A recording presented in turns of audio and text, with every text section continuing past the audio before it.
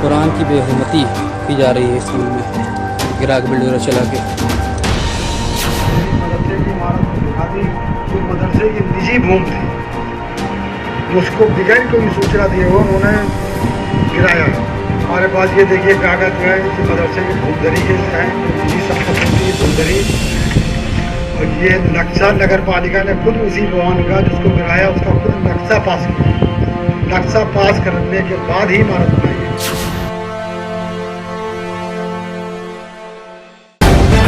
The live TV, सच सबसे आगे।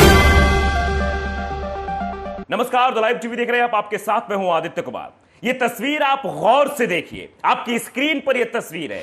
यह तस्वीर हमने आपको पहले भी दिखाई थी कि कैसे उत्तर प्रदेश में एक मदरसे पर बुलडोजर चला दिया गया बिना कुछ नोटिस दिए। किताबें तक उसमें रखी रह गई, कुरान की किताब थी, बच्चों के पढ़ने की किताबें थी, उस मदरसे को पूरी तरीके से ढहा दिया गया। वहां के प्रिंसिपल जब बाद में आए तो देखा मदरसा गिरा हुआ है। वो बार बार चिल्लाते रहे कि जमीन हमारी है, निजी जमीन है, लेकिन उनकी किसी ने नहीं सुनी और मदरसे को नेस्तानाबूद कर दिया। वो बार बार कहते रहे कि जो घाटमपुर का ये मदरसा है, दरअसल जो घाटमपुर है ये पहले आप समझ लीजिए कहां है। घाटमपुर उत्तर प्रदेश राज्य के कानपुर जिले में है और यह मदरसा काफी दिनों से चल रहा है। यहां बच्चों को तालीम दी जाती है, शिक्षा दी जाती है, आगे बढ़ने के लिए कहा जाता है, लेकिन यहां पर तो बुलडोजर चल गया।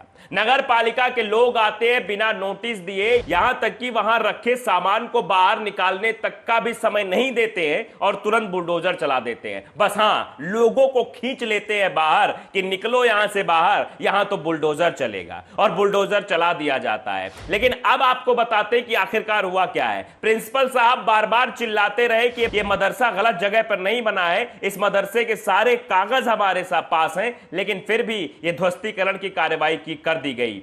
वहां के प्रधानाचार्य जो है उनका नाम है इंतजार अहमद।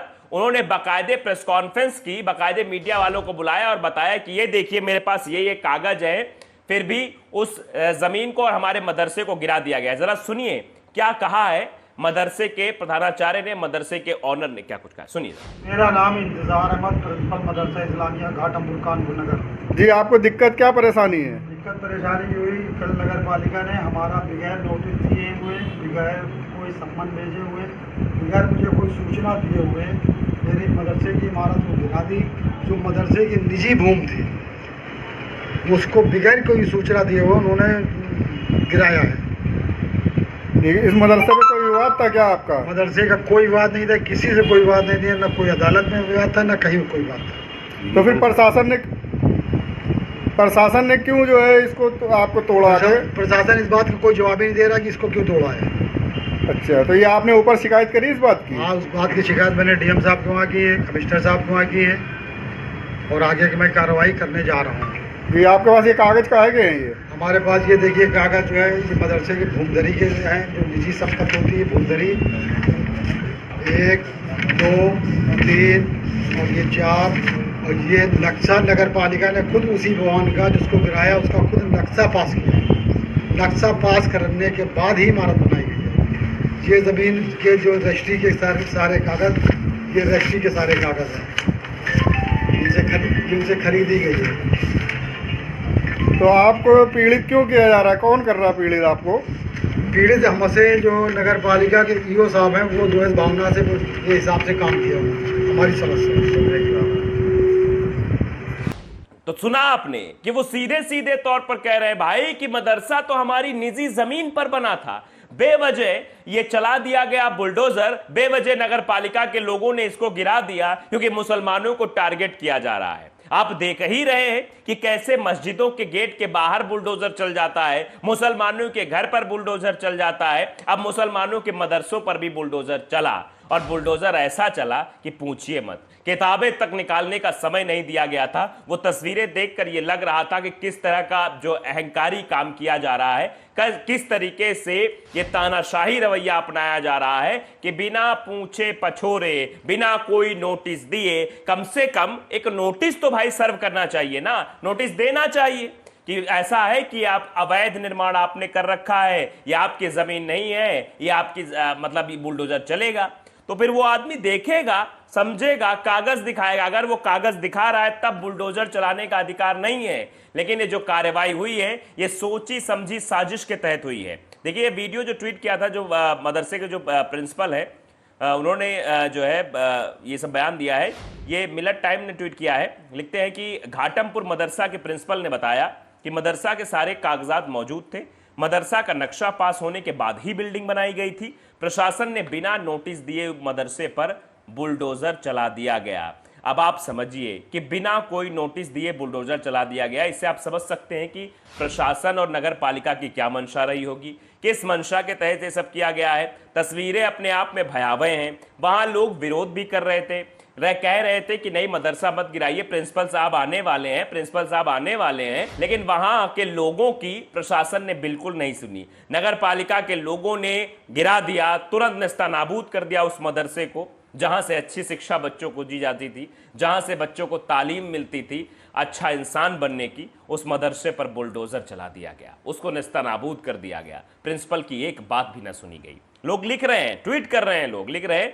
अथर नाम के एक शख्स है, वो लिखते हैं कि मुसलमानों के घर, मस्जिद, मदरसों पर लगातार सरकार द्वारा हमले किए जा रहे हैं और संवैधानिक सेकुलर मुल्क भारत का निष्पक्ष न्यायपालिका मूक दर्शक बना देख रहा है। न्यायपालिका पर भी सवाल खड़ा किया है कि न्यायपालिका को कम से कम इस ओर ध्यान देना चाहिए।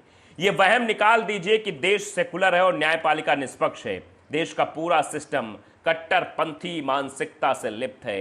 यह बहुत बड़ी बात शख्स ने कही है। आप अंदाजा लगा सकते हैं कि किस तरीके से जो है लोगों को टारगेट किया जा रहा है, लोगों के जमीनें, लोगों के घर गिरा दिए जा रहे हैं। आपने देखा था मध्य प्रदेश का भी घटनाक्रम आपके जहन में होगा कि कैसे वहां एक मुस्लिम महिला का घर गिरा दिया गया। बाद में पता चलता है कि प्रधानमंत्री आवास योजना के तहत उस महिला को लाभ मिला था, तब जाकर वो घर बना था। लेकिन उस घर को इसलिए नेस्तनाबूद कर दिया गया क्योंकि मुसलमानों के घर गिराने थे।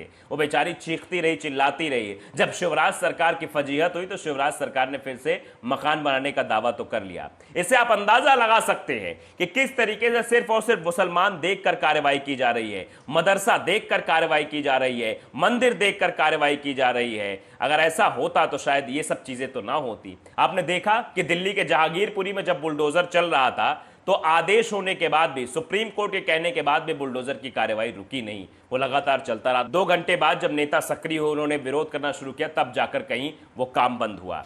देखिए कई लोग हैं जो लिख रहे हैं किस तरीके की चीजें हो रही हैं। आप अंदाजा लगा सकते हैं देश में कैसे मुसलमानों को टारगेट किया जा रहा है। और ये बात अब दूसरे मुल्कों के लोग भी कहने लगे हैं, दूसरे देशों के लोग भी कहने लगे हैं। विदेशों में भी इस बात की चर्चा होने लगी है कि भारत में मानवाधिकार का उल्लंघन हो रहा है। लगातार मामले बढ़ते जा रहे हैं। आप देख रहे हैं कैसे अमेरिका के जो विदेश मंत्री, उन्होंने साफ तौर पर कह दिया कि हम नजर बनाए हुए हैं भारत में किस तरह से मानवाधिकार के मामले लगातार बढ़ते चले जा रहे हैं। आप अंदाजा लगाइए, आप देखिए कर्नाटक में हिजाब का विवाद शुरू होता, उसके बाद से मुसलमानों को टारगेट करने के लिए कोई भी मौका नहीं छोड़ा जाता। हर एक मौके का इस्तेमाल करते हैं। मुसलमान ऑटो नहीं चलाएंगे, मुसलमान दुकान नहीं लगाएंगे, मुसलमान हलाल मीट नहीं बेचेंगे, मुसलमान काम नहीं करेंगे, मुसलमान की बच्चियां पढ़ नहीं सकती हैं। हर जगह मुसलमान मुसलमान मुसलमान करके ये कुछ ये फर्जी संघीय मानसिकता के लोग जो गंदी सोच लेकर सामने आते रहे और लगातार ये कहते रहे, मुसलमानों को टारगेट करते रहे और प्रशासन की ओर से बुलडोजर भी चलता रहा।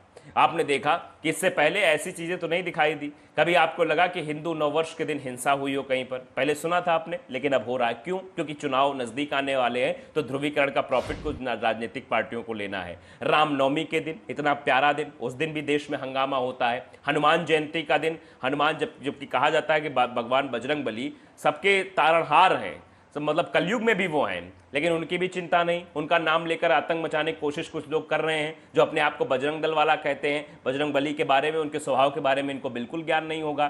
तो इस तरह की जो हरकतें लगातार की जा रही देश में, इससे संदेश तो जा ही रहा है। और जिस तरह से मदरसे पर कार्रवाई हुई, जो कानपुर में घाटमपुर में जो कार्रवाई हुई, वो साफ तौर पर दर्शाती है। क्योंकि वहां जो ये पूरा नापजोक करके कहा गया कि वो तालाब की जमीन में ये सब है, जबकि वहां के जो प्रधानाचार्य, जो प्रिंसिपल, जिनका बयान भी हमने आपको सुनाया, वो उनका नाम है इंतजार अहमद, वो बार बार कह रहे हैं कि जानबूझकर एंटी भूमाफिया कार्रवाई की आड़ में मदरसे को नुकसान पहुंचाया गया है, मदरसे के एक हिस्से को गिराया गया। उन्होंने साफ तौर पर कहा है।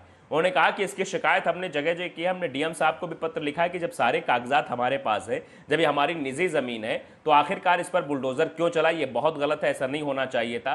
फिलहाल जो चीज़ एक बार बिगड़ जाती है वो कैसे बनेगी ये वक्त बताएगा, लेकिन ये समझना ज़रूर होगा कि जब सारे कागजात थे तो उस मदरसे पर बुलडोजर क्यों चला। तो द लाइव टीवी अगर आपने सब्सक्राइब नहीं किया, सब्सक्राइब जरूर करिए, बेल आइकन दबाइए ताकि सच खबर आप तक पहुंचती रहे। नमस्कार।